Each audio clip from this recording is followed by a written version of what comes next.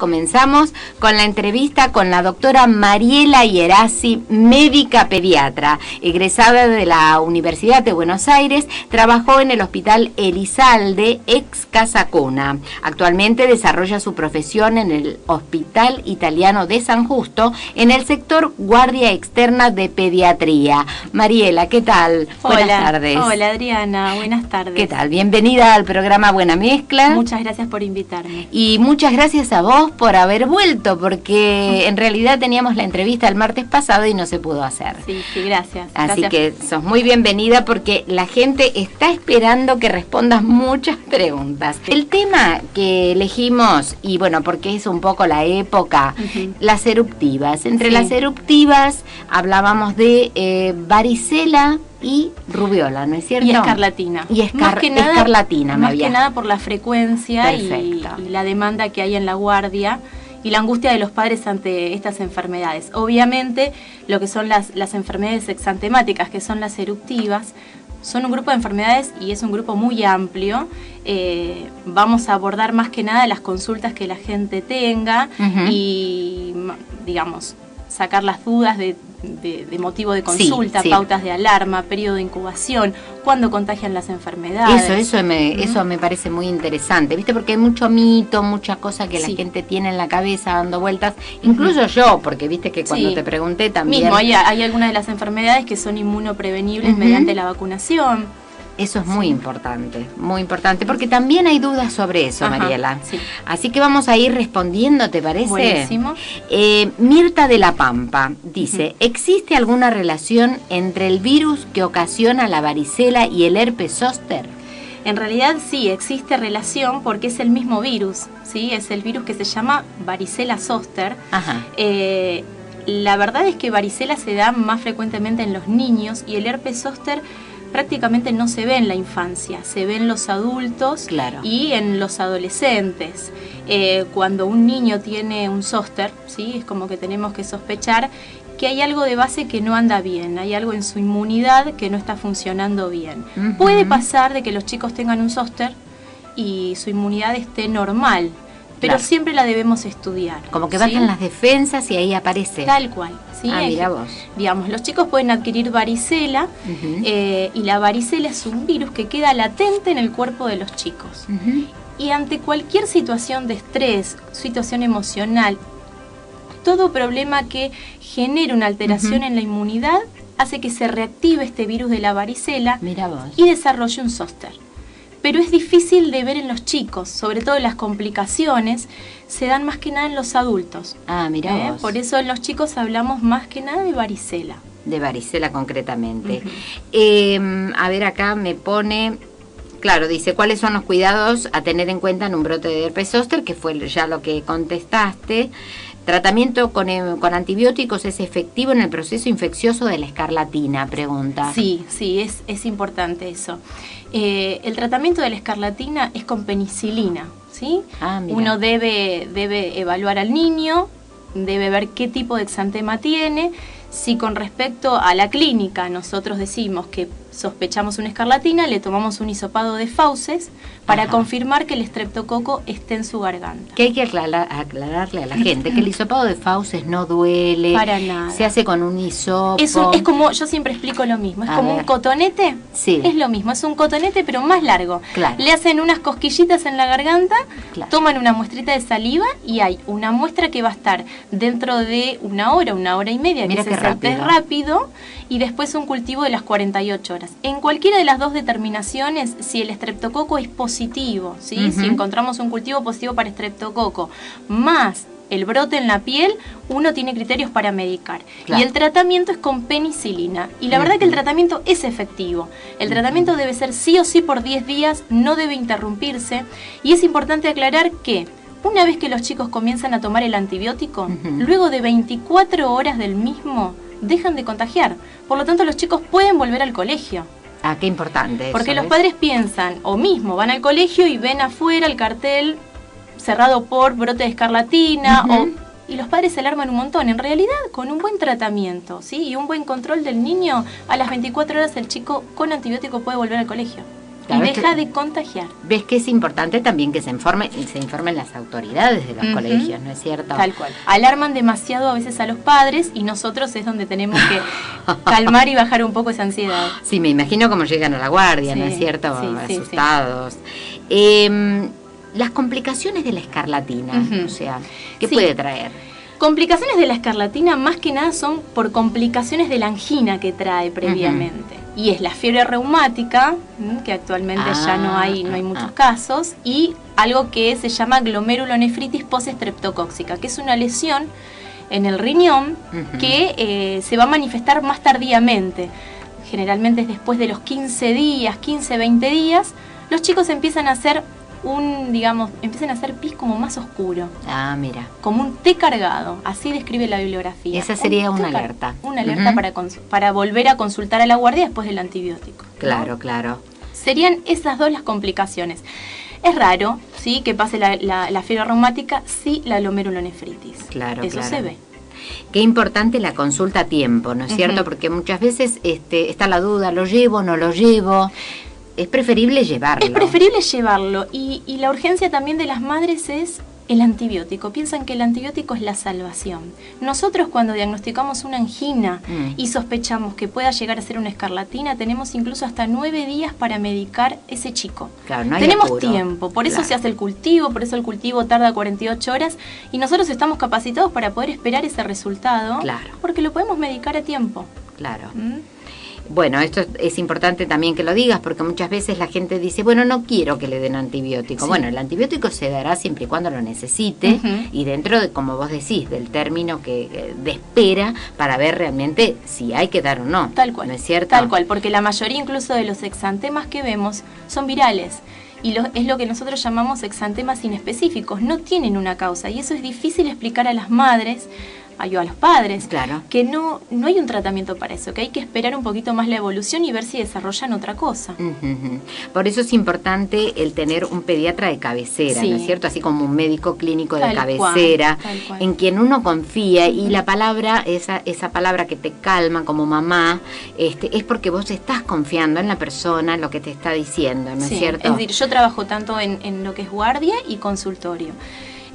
Intento manejarme en los dos lugares de la misma forma, pero en la guardia estoy con aquellos pacientes que no son mis pacientes, y siempre digo como que les doy las pautas de alarma y que después acudan a su pediatra de cabecera. Es muy importante la información. Uno los ve en un momento, pero es importante que a las 48, 72 horas el chico vuelva a ser reevaluado para confirmar si es una escarlatina, para confirmar si es una varicela, para ver que no haya aparecido complicaciones. Pero por eso es muy importante la relación médico-paciente ahí entre los padres, porque en realidad nosotros los pediatras tratamos más que nada con los padres. Con los padres, Los chicos, obviamente, cuando ya son más adolescentes, pero básicamente tratamos con las madres y la inquietud de las madres. Obviamente. Así que por eso es importante la información. Claro. Y Mirta de la Pampa sigue con las preguntas y dice, a ver, en el caso de la varicela, ¿cuáles serían los métodos preventivos? Y bueno, y en respecto de la escarlatina ya hablamos, ¿no es cierto? Básicamente, preventivos no hay, porque bueno, en el caso de la varicela, ¿no? Claro, ahí. De la escarlatina en realidad no tenemos mucho más que estar atentos a un chico que está con escarlatina y ver si en nuestro hijo aparece un brote similar, consultar. Y en lo que respecta a la varicela sí habría medidas preventivas. Por un lado, la vacunación. Es importantísimo. La vacunación apareció hace unos años, ahora actualmente es gratuita, está mediante el calendario de vacunación. Mira qué importante. Es gratuita, se da a partir del año. A partir del año los chicos reciben una sola dosis y a partir de los 12 años de vida, 2 dosis. Esto no es que previene la varicela, no es que eso es importante aclarar. También saberlo, No es que los chicos no van a tener varicela, es aclarar que es para generar en los chicos una varicela más atenuada. Que eso está bueno para los chicos, pero para los médicos se nos complicó un poquito el diagnóstico. Porque antes uno veía una varicela y la verdad que era de libro. Las lesiones eran típicas lesiones de varicela en periodo de estado. hoy en día se nos complica. Entonces lo que hacemos es, sospechamos, si la confirmamos, buenísimo, pero si no, sospechamos que es una varicela y le decimos a la madre que consulte a su pediatra de cabecera, o si es mi paciente, que me vuelva a ver entre 24 y 48 horas para volver a ver esas lesiones. Claro. Y ahí volver a confirmar el diagnóstico. Perfecto. Y dice, ¿existe alguna relación entre meningitis y escarlatina? Esa es la última pregunta de Mirta. En realidad no. ¿No? No, no. No sé por qué ella piensa que sí, ¿viste? Esos mitos que tenemos todos, ¿no? Sí. Y con la varicela, por ejemplo, ¿se puede bañar a la criatura? A veces es una pregunta que te hago yo. En realidad... No, decir la duda. Siempre que los chicos tengan cualquier exantema, vamos a hablar puntualmente de varicela, que es lo que más angustia a las madres por el tipo de lesión. Asusta, porque no es que es un granito coloradito o una manchita. Claro. Es una ampollita, ampollita con agua. Entonces los padres muchas veces dicen, ¿pero no le pongo nada en la ampollita? No, nada. La varicela en realidad no tiene un tratamiento específico. El tratamiento es de los síntomas. Claro. Si los chicos tienen fiebre, en este caso se va a manejar con Novalgina. No pueden recibir ibuprofeno los chicos que presentan varicela. Ah, qué importante lo que estás diciendo. Solamente Novalgina o paracetamol en su defecto. Ah, perfecto. Básicamente, manejo de fiebre. Tienen mucho prurito. Esto significa picazón. A los chicos les pica mucho, entonces... Ahí es cuando se pueden lastimar, ¿no es cierto? Y quedan las lesiones, quedan secuelas. Entonces la idea es darle algún antihistamínico para que los chicos no tengan tanta picazón y no estén tan molestos. Y la higiene local, importantísima, porque la complicación más frecuente, ¿no?, de la varicela es la complicación infecciosa. Ajá. La infección de la piel. Mirá. Entonces, agua y jabón como cualquier chico. La diferencia es que obviamente cuando los vamos a secar no lo hacemos por arrastre, lo hacemos con pequeños golpecitos. Perfecto. ¿Sí? Pero agua y jabón, ni tancol mentolado, ni caladril, nada, porque todo eso hace que las lesiones se sobreinfecten. Mira cómo fueron cambiando las cosas de la época que yo crié a mis hijos. Te hablo ya de mucho. Imagínate, la más grande. Obviamente hay algunos profesionales que todavía lo recomiendan. No está mal, ¿sí? Pero desde la parte infectológica, lo ideal es agua y jabón. Mira vos. Bueno, si recién te conectás con la radio, te cuento que estamos aquí en entrevista con la doctora Mariela Ierasi, médica pediatra. Estamos hablando sobre varicela, escarlatina y también... Y otras enfermedades eruptivas. Claro, que ahora nos vas a comentar también. Si querés comunicarte con la radio, lo podés hacer al directo 4443-8517. Mandás un mensaje de texto al 1566084276. Recordá nuestra página de Facebook, Buena Mezcla, y nuestro mail, buenamezcla@gmail.com. Bueno, Mirta de La Pampa, ya le contestamos todo lo que había preguntado, Mirta. Y Hernán de Tablada, de aquí muy cerquita, dice: buenas tardes, mi nombre es Hernán, tengo una pregunta para la pediatra. ¿Es recomendable mandar a los nenes a la guardería de tan chicos? Va por otro lado, ¿no? Estamos dejando a la varicela. Dicen que en la guardería se enferman más rápidamente y que se hace habitual las gripes, mocos y demás. ¿Es normal esto? Dice, ¿genera defensas o no se recomienda? En realidad esto cambió muchísimo desde lo que era antes, ¿sí? La guardería empezó a utilizarse mucho ahora que las madres trabajan, ¿sí? Claro. Por lo tanto, si es necesario, uno lo recomienda. Si a mí me dicen, ¿es estrictamente que vaya a la guardería? No. Lo ideal es que los chicos arranquen jardín o a lo sumo salita de 3. Ya con salita de 2, uno corre mucho riesgo de que los chicos se infecten un montón. Durante los primeros 2 años de vida los chicos se van a enfermar mucho. ¿Y qué es lo que más van a tener? Claro. Infecciones respiratorias virales. Claro. Los mocos. Claro. ¿Sí? Lo simplificamos con eso. Los chicos se van a enfermar muchísimo. No significa que el chico tenga algo, que decir hay que estudiar la inmunidad porque se enferma. No, está en contacto con otros chicos, comparten juguetes, comparten mamaderas, chupetes, entonces se van a infectar. Sí les adquiere más inmunidad. Claro. Pero es como que los padres lo tienen que evaluar. Obviamente, recomendable no. Uno siempre dice evitar las guarderías, pero si los padres trabajan y no queda opción, bueno, claro, lógico, irán. Bueno, y luego si tienen algún inconveniente a su pediatra. Tal cual. Dice, tengo otra pregunta. Me dijeron que usar cotonetes no se recomienda. ¿Cómo le limpio la cera de los oídos? Tal cual. No recomendamos el uso de cotonetes. Nosotros cuando examinamos el oído, si vemos cera, no hacemos nada. Tenemos incluso un conito especial para poder sacar un poquito de la cera, claro. Excepto que uno sospeche una otitis o sospeche algo en la membrana del tímpano, derivamos al otorrino, ellos le hacen un lavaje y lo evalúan ese oído. Pero si no, no hacemos nada. Yo siempre lo que les digo es le tienen que limpiar la orejita por afuera, donde está, claro. Digamos, todos los rebordes, donde están todas esas arruguitas, siempre con una toalla húmeda, después de bañarse, no pasa nada, que incluso que entre agua en el oído, siempre les limpian por afuera. Si quieren con un cotonete, por ahí afuera, claro, nada más. Claro. Porque uno se piensa que sacándole cera está haciendo una limpieza al oído y en realidad está haciendo todo lo contrario. Empujando más ese taponcito hacia adentro. En realidad lo que hacen es barrer toda una flora habitual que nos defiende. ¿Sí? Claro. Mejor dicho, que defienda a los chicos. Mira vos. Si nosotros con el cotonete, primero que generamos lesiones, ¿sí? Generamos traumatismos porque podemos lastimar a los chicos. Claro. Y segundo, que lo que hacemos es básicamente arrastrar esta flora que habitualmente nos tiene que defender. Claro, claro. Entonces los chicos hacen más frecuentemente otitis, no solo otitis media, que es la otitis que necesita antibióticos, sino otitis externa, que es la otitis que necesita unas gotitas, la otitis de la pileta. Ah, mira vos.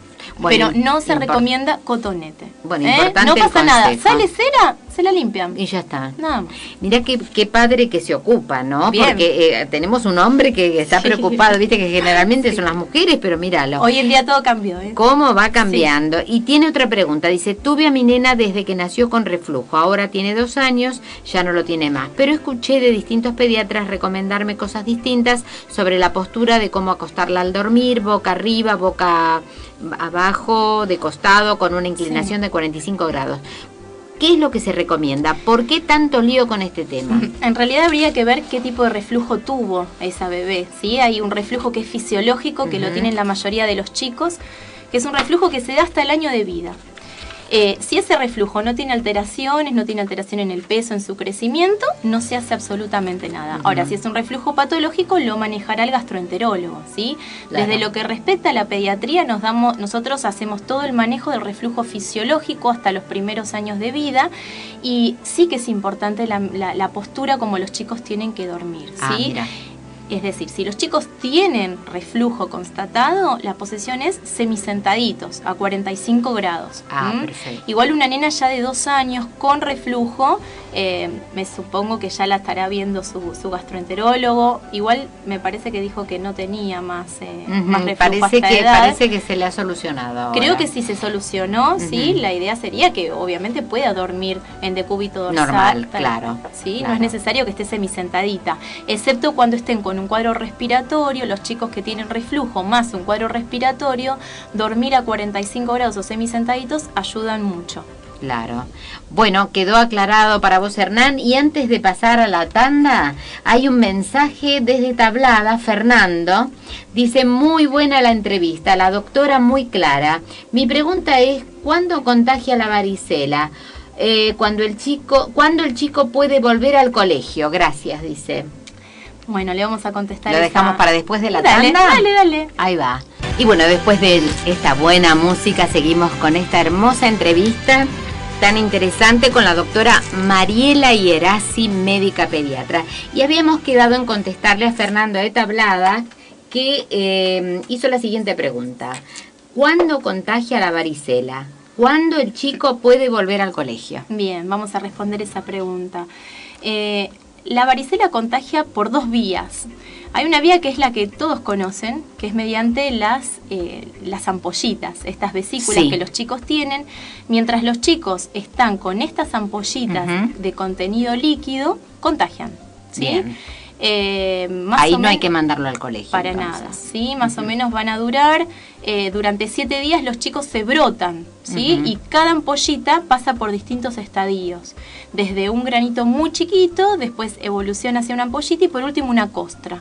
Cuando ya está todo el cuerpito en periodo de costra, ahí el chico puede ir al colegio y deja de contagiar. Ah, mira. Eso por un lado, ¿sí? Pero hay otra vía que no es la más, digamos, la más charlada, que todos piensan que es a través siempre de las vesículas, que es la vía respiratoria. Ajá. ¿Que sería anterior? Sí, anterior y durante el exantema, es decir, los chicos contagian 48 horas antes de brotarse y hasta 5 días después, mediante la vía respiratoria. Ah, ahí se nos escapó todo, ¿eh? Y ahí perdiste. Ahí ya está. ¿Sí? Entonces, a veces es muy difícil saber también mismo de quién se contagió. Si hay un caso, nosotros llamamos caso índice, se contagia, no sé, un primo, un hermanito, y se brota el otro hermanito, bueno, sabemos que el caso índice fue por el hermanito. Pero si en realidad todavía no sabemos de quién se brotó, es porque lo agarramos en el periodo de incubación antes de que se brote. Mirá vos. Por eso de que contagia también por vía respiratoria. Eso sí que no lo sabía y seguramente mucha gente tampoco. No, porque es lo que más se escucha siempre es a través de las vesículas. Pero es importante mandar al colegio a los chicos cuando todas las lesiones son cascarita. Bien, bien. Y ahí ya dejan de contagiar. Bien. Nos está escuchando Miguel Ángel Recoba desde Portugal y dice, muy buena la entrevista con la doctora, muy buena. Bueno, me alegro, Miguel Ángel, que te guste, esa es la idea.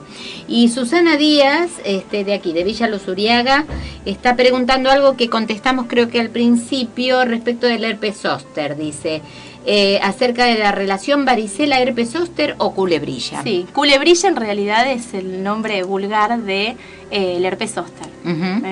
Estamos hablando ahí, hablamos de lo mismo. Y bueno, herpes zóster y varicela es lo que charlamos al inicio del programa. Así es, así que bueno, por privado te vamos a estar contestando, Susana. Marcela de Moreno dice, en cuanto a las preguntas, primero, acerca de la escarlatina, porque es una enfermedad que no conozco muy bien. Por ejemplo, ¿cuáles son los síntomas que presenta? Bueno, que ya creo que era lo que al principio hablamos. ¿De qué se trata la enfermedad en sí? Que lo aclaramos. Algo importante de la escarlatina, que quizás muchos papás no lo saben, los chicos pueden tener hasta 3 veces escarlatina. Ah, repite, mira vos. Sí. La escarlatina se da por una bacteria, que es el estreptococo, que da inicialmente una angina. Ajá. Y después empieza el brote cutáneo.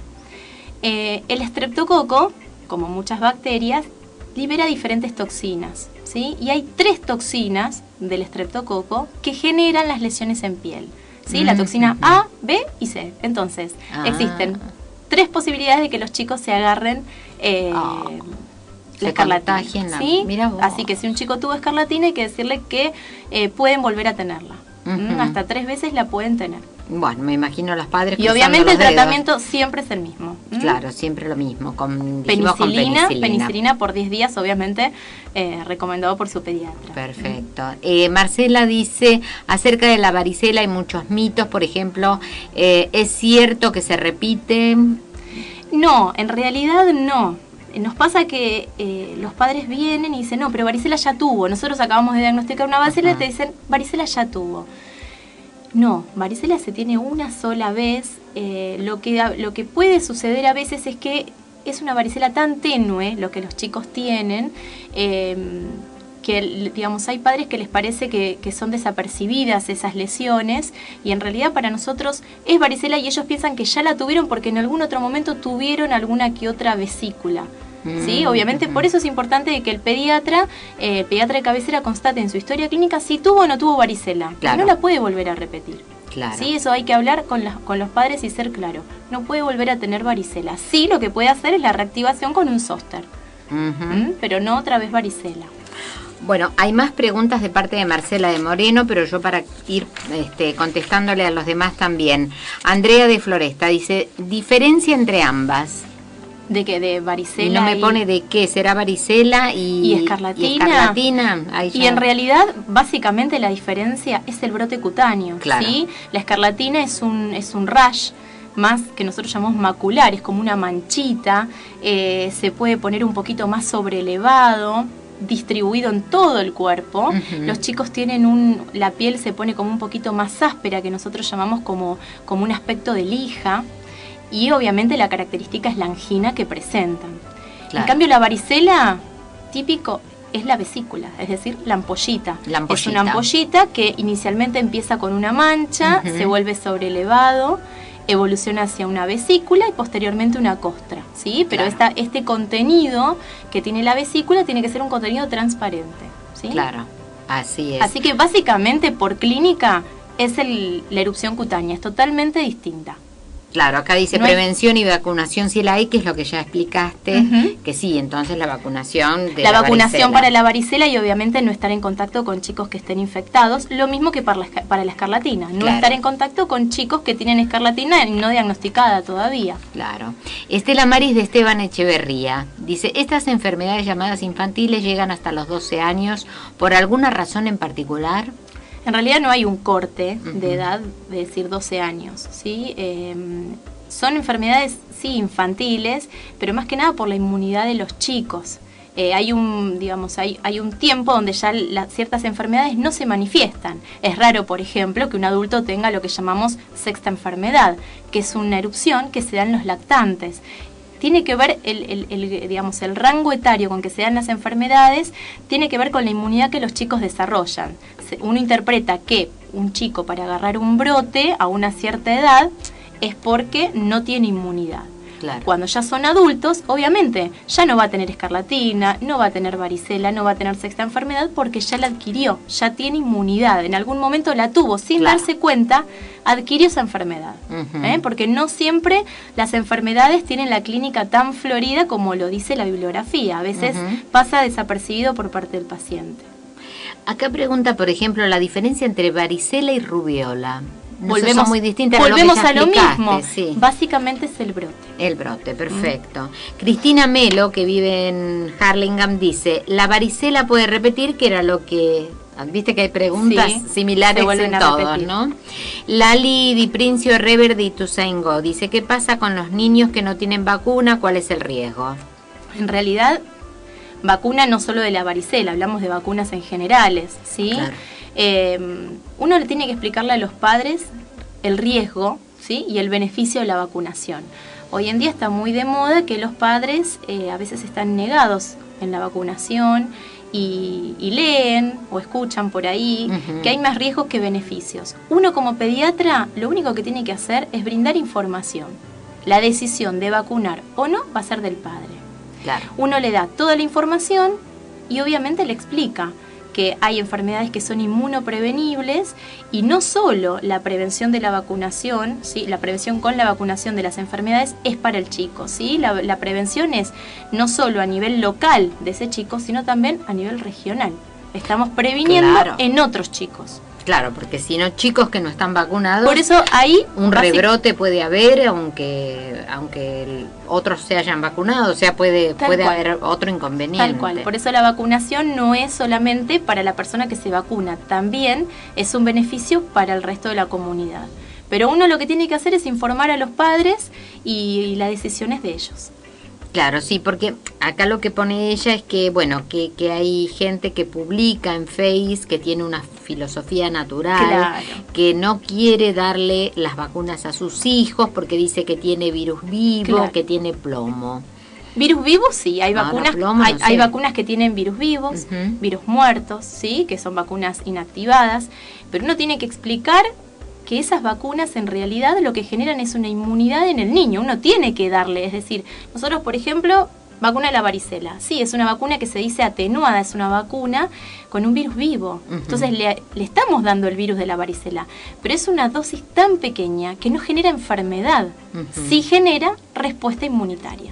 Claro. Entonces, me parece que básicamente todo, la base de todo es la información. Y sí, yo creo que sí, porque si no... A veces las redes sociales mal utilizadas, ¿sí? Es como que publican cierta información y los padres se agarran de eso. Ante cualquier duda lo consultas con el pediatra, ¿sí? Y obviamente la decisión es del padre. Claro. Pero el pediatra tiene que informar, porque nosotros lo que hacemos es proteger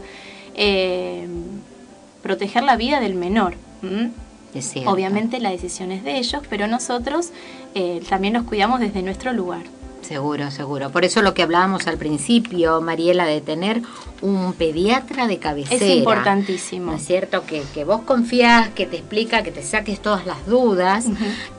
Porque como vos decís, esto de que lo leí en la revista Para Ti, como me decía una obstetra en su momento. La revista Para Ti, hoy en día se conectan con internet, googlean todo y la verdad es que las páginas que nosotros manejamos de medicina no son las que todo el mundo frecuenta habitualmente. ¿sí? Son otro tipo de páginas y brinda otro tipo de información. Claro. Y la verdad es que genera falsas alarmas en los padres. Claro, claro. Además, todo está en constante investigación, entonces... Y en constante cambio, claro, para nosotros también. Entrar a googlear algo que quizás eso tiene una antigüedad de 4 años, para medicina es muchísimo, ¿no es cierto? Sí, ya es viejo. Ya es viejo. Cuando las investigaciones, la más vieja tendrá 2, 3 meses. Tal cual. Así que bueno, la actualización es fundamental. Y es importante que los padres confíen en el pediatra. Confíen en pediatra, médico, lo que fuese. ¿Sí? Cualquier médico de cabecera, tienen que confiar. Claro. Y sí, porque, a ver, nosotros no somos médicos como padres. Como padres tenemos que trabajar como padres. Tal cual. Y luego sí, obviamente uno también tiene ese sexto sentido y ese criterio para cuando se enfrenta a un profesional, saber si es un profesional idóneo o no. Tal cual. ¿No es cierto? Sí. Para uno eso tiene que tener cierta química. Claro. Y a la hora de elegir un médico de cabecera, bueno, en mi caso un pediatra, ¿sí? Yo creo que tiene que haber química entre el niño y el pediatra y obviamente entre la madre y el pediatra, porque la madre es la que más va a consultar. Y siempre hay que decir lo mismo, somos humanos, nos podemos equivocar, no somos dioses, porque parece que a veces los padres no admiten que un médico se pueda equivocar, pero sí nos equivocamos. Claro, claro. Sí. Pero lo importante es justamente esto, además de buscar un buen profesional por sus conocimientos, también un ser humano que también sabe asumir que se equivocó y sabe salir nuevamente al ruedo para buscar una solución, ¿no es cierto? Y acompañar. Por eso la base de todo esto es la información y el diálogo. Si uno le explica a los padres cuando consultan por algo, le explica cómo va a ser la enfermedad, las complicaciones, los riesgos, el padre va a tomar confianza en ese médico. Ahora, si uno no habla, no mantiene un diálogo, no explica nada, el padre se va a ir súper desconforme y obviamente va a empezar a buscar en las redes sociales, busca todo. Lógico. Empieza a preguntar a un vecino, un tío. Lo mejor es que vayan y hablen con el pediatra. Claro, y ese tiempo, ¿no es cierto?, que otorga el pediatra tanto a los papás como a la criatura es muy importante. Sí. Porque acá no es una cuestión de entrar y en 15 minutos despachar al paciente. No, es importante hablar.